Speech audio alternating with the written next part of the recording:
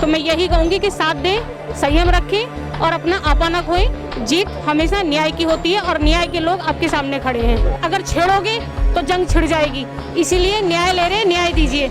अगर ऐसा नहीं हुआ तो एक पे ये देखिए 100 भारी पड़ चुके हैं, तो इसीलिए अपने आप को वो काबू रखें, वरना हम बेकाबू हो जाएंगे। कि आइंदा किसी के वकील के घर कोई छापा नहीं पड़ना चाहिए, कोई हरासमेंट नहीं होना चाहिए, कोई ऐसी चीज़ नहीं होनी चाहिए। इसके साथ है हम, उसे पूरी फ्रीडम मिलनी चाहिए कि वो अपने क्लाइंट का केस फ्रीडम के साथ लड़ सके। मैं इस वक्त मौजूद हूँ दिल्ली के हाई कोर्ट के बाहर। आज जिस तरह से वकीलों ने कॉल दी है कि हाई कोर्ट से लेकर सुप्रीम कोर्ट तक पैदल मार्च निकालेंगे, उस पर हम बात करेंगे कि आखिर क्या वजह है कि इनको पैदल मार्च करने की, एहतजाज करने की ज़रूरत पड़ी। किस बात आज जो आपने कॉल दी है कि हाई कोर्ट से सुप्रीम कोर्ट तक पैदल मार्च निकालेंगे, क्या वजह है इसकी, किस बात के लिए? देखिए, मेन वजह यह है कि वकील के पास कोई भी क्लाइंट एडवाइस के लिए, केस कराने के लिए आ सकता है, और ये इस वक्त एक वकील यहाँ पे वो दिल्ली रॉयट्स के लिए जो बेचारे मजलूमीन हैं उनको बचाने के लिए कोशिश कर रहा है। उसकी आवाज़ दबाने के लिए उनके ऑफिस में दबिश डाली, उनको हरास किया, जो नहीं कर सकते। तो हम वो दिखाना चाह रहे हैं कि वकील कम्युनिटी जो पब्लिक को सर्व कर रही है उसके साथ ऐसी ज्यादती ना हो, इसके लिए हम आए हैं। आखिर कौन है जो इनकी आवाज़ को दबाना चाहता और हकीकत नहीं सामने आने देना चाहता? हमारे अपने समझ से एडमिनिस्ट्रेशन है और जो दिल्ली पुलिस है जो कल्प्रिट्स को बचा रही है झूठे केसों में एक पर्टिकुलर कम्युनिटी के लोगों को फंसा रही है। अब देखिए, टोटल डेथ 53-54 हुई है, जिसमें 39 मुस्लिम्स हैं, लेकिन FIR मैक्सिमम मुस्लिम के खिलाफ की गई है। एक माइनॉरिटी कम्युनिटी को पिन पॉइंट बना लिया। कितनी प्रॉपर्टी यहाँ पे जली है, मैक्सिमम माइनॉरिटी कम्युनिटी को जली है।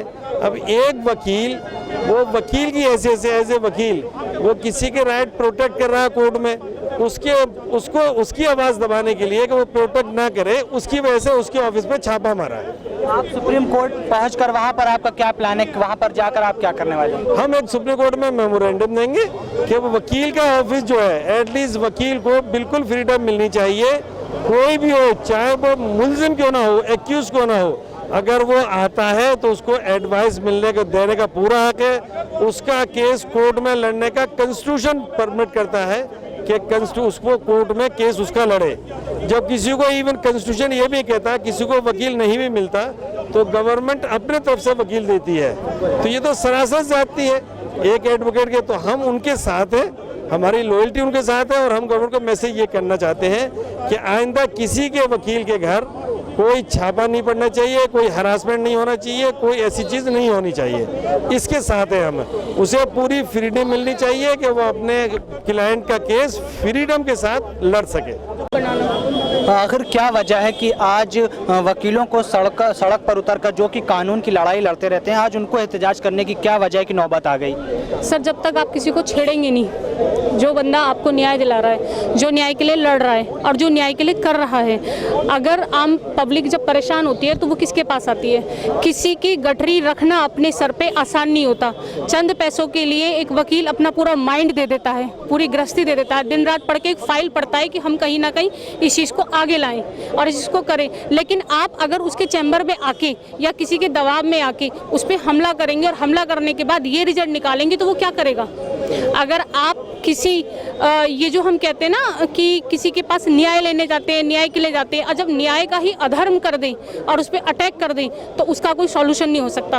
और अगर ये सॉल्यूशन दबाव के जरिए, और सबको पता है कि दबाव के जरिए कहाँ से आ रहा है, अगर आप प्रेशर में डंडा कराएंगे तो ये लोग ऐसे नहीं है, या तो कहते हैं कि काले कोट को छेड़ो मत, और छेड़ोगे तो आप लोग खुद भुगतोगे।